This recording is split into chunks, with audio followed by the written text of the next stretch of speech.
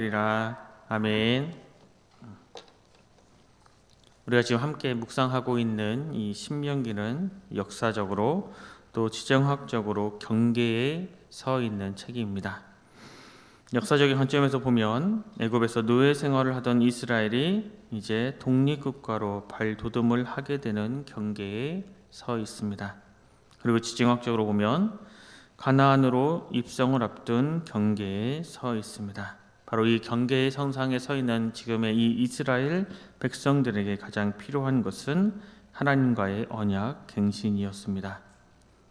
왜냐하면 당시 이스라엘은 왕권이나 군주 정치가 아닌 바로 여호와 하나님의 신정 정치 체제 하에 있었기 때문입니다.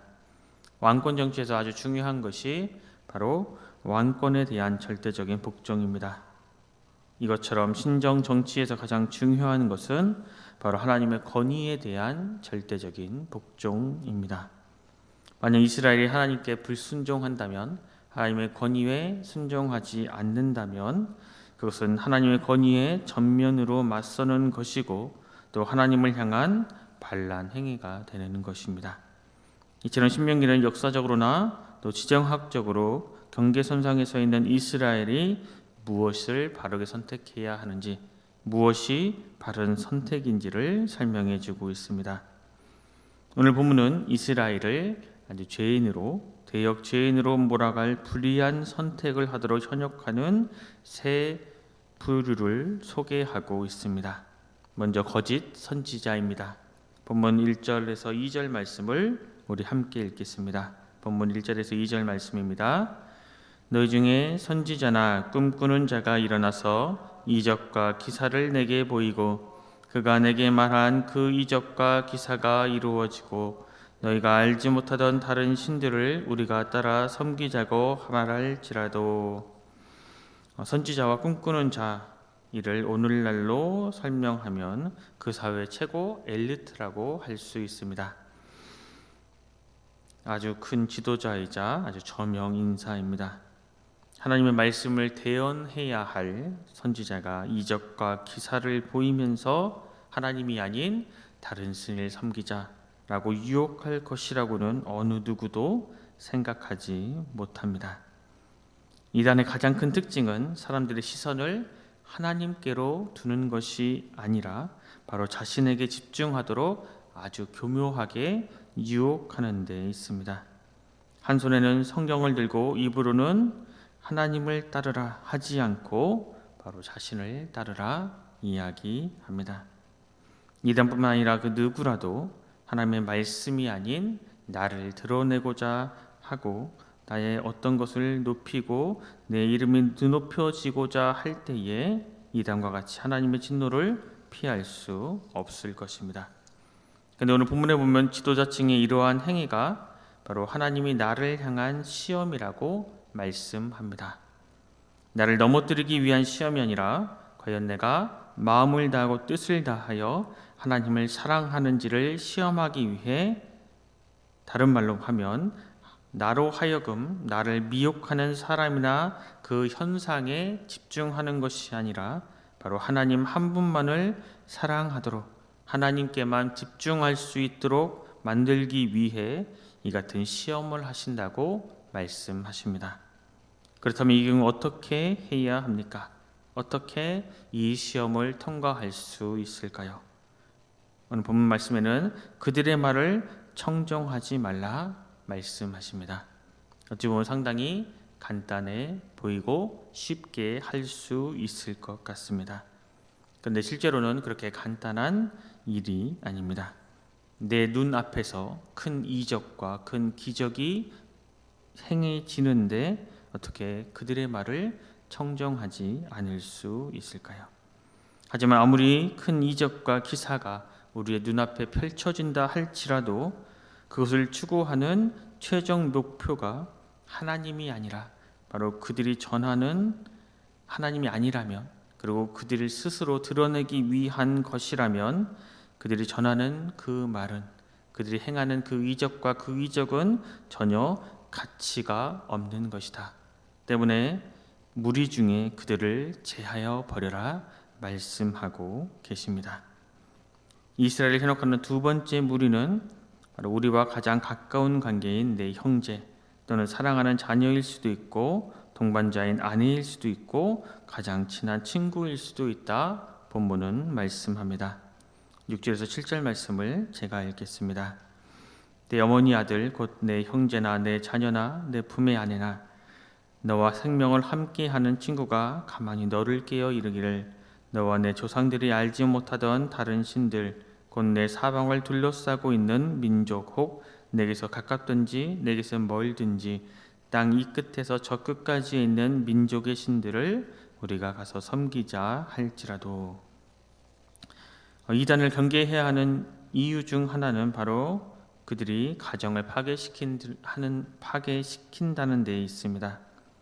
이단에 현혹되어 가족을 다 버리고 모든 재산을 다 갖다 바치고 나중에는 그 모든 가족들을 버리고 떠나 그 집안이 풍지박산이 이르게 됩니다. 이들에 대한 하나님의 조처는 아주 단호합니다. 긍휼히 여기지 말고 애속하게 여기지도 말고 덮어 숨기지도 말라. 그리고 용서 없이 죽이되 다른 사람들에게 시키는 것이 아니라 내가 먼저 손을 대어 죽이라 명령하십니다. 구약에서 이스라엘은 아주 신앙적으로 순수해야만 했습니다. 이스라엘은 스스로 일어난 것이 아닙니다. 바로 하나님의 일반적인 택함과 인도하심에 의해서 이스라엘 백성들은 세워질 수 있었습니다. 때문에 하나님을 떠난 이스라엘은 결코 존재할 수 없었습니다. 그래서 이스라엘이라는 민족이 순수함을 그 신앙적으로 지키기 위해서는 무엇보다도 사회의 기초를 이루는 그 가정이 순수해야만 했습니다. 순수한 신앙의 기반에 그 가정이 있어야 그 가정이 순수할 수 있었고 그를 바탕으로 하나님께 순수한 신앙으로 나아갈 수 있었습니다. 가정이 병이 든다면 그로 인해 사회가 나아가 이스라엘 민족 전체가 무너질 것임을 너무나 자명하기 때문입니다. 그래서 하나님께서는 이처럼 엄한 명령을 내리셨습니다. 모두 죽여버리라. 그렇다면 오늘날 나를 현혹하는 가족과 친구들에 대해선 우리는 어떻게 처신해야 합니까? 우리 주님께서는 공생애를 시작하시고 고향에 방문해 복음을 전하자 그 고향 사람들은 그 복음을 듣고 예수님을 따른 것이 아니라 예수님을 미쳤다고 조소하다 못해 낭떠러지에 밀어 죽이려 했습니다. 우리 주님께서는 그들을 호통치시거나 저주하거나 꾸짖지 않고 조용히 고향을 떠나 계속해서 하나님 나라의 복음을 전하셨습니다. 그리고 스스로 본이 되셨습니다. 스스로 본이 되는 삶을 살아가셨습니다. 하나님을 믿는다 하면서도 일반 사람과 똑같이 산다면 내 가족, 내 친구, 내 지인들은 내 무엇을 본받으려 하겠습니까? 하나님을 믿는 내가 바로 어떠한 삶을 사느냐가 그래서 중요한 것입니다. 내 가족, 내 형제들에게 나를 핍박할 때에, 나를 어렵게 할 때에 그들과 대적하는 것이 아니라 내가 먼저 본이 되는 삶, 내가 먼저 섬기는 삶, 내가 먼저 사랑하는 삶을 살아가라. 우리 주님께서는 말씀하십니다. 본문에서 이스라엘을 현혹하는 세 번째 무리는 바로 어떤 불량배입니다.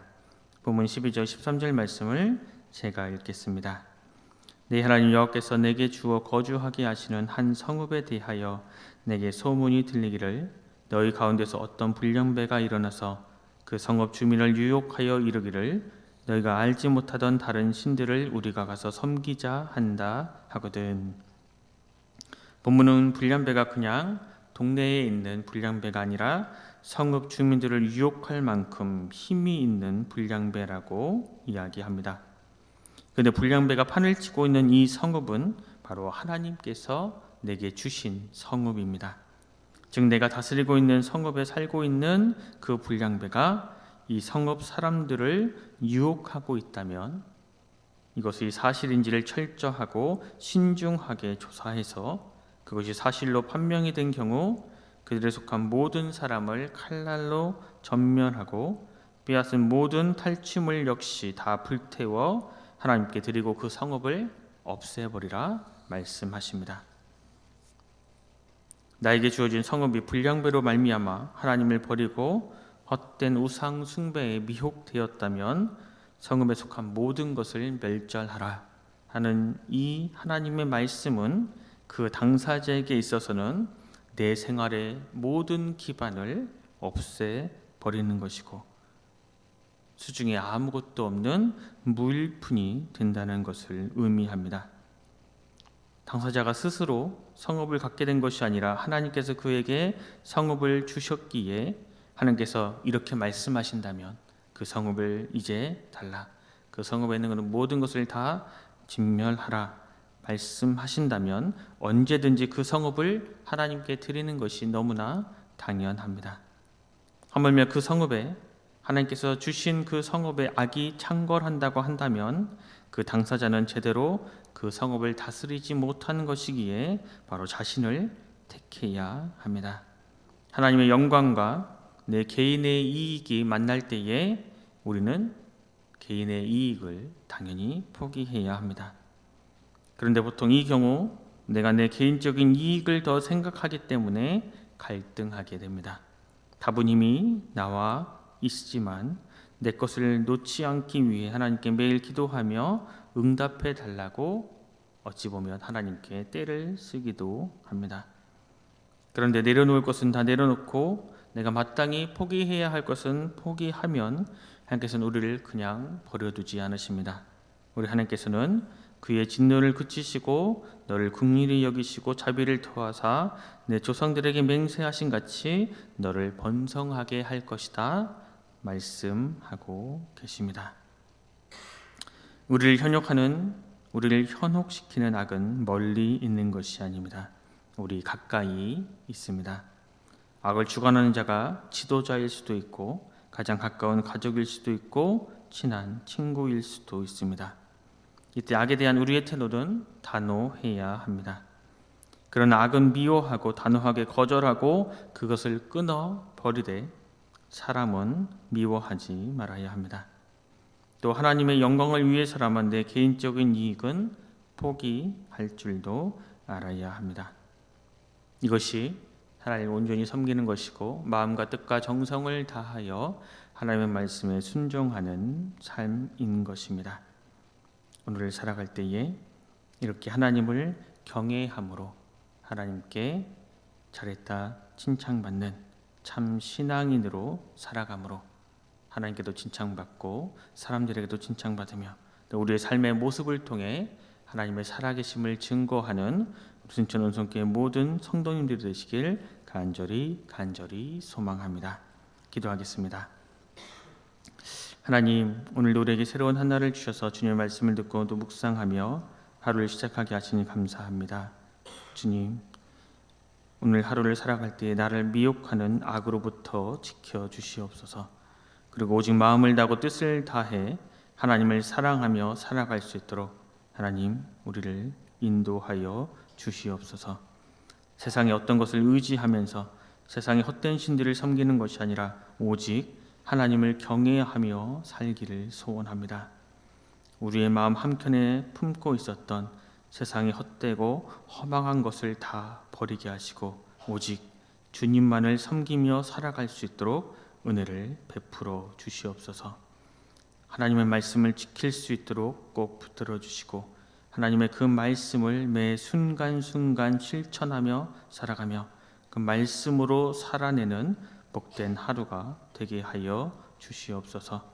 모든 것 감사드리며 귀하신 예수 그리스도 이름으로 간절히 기도드립니다.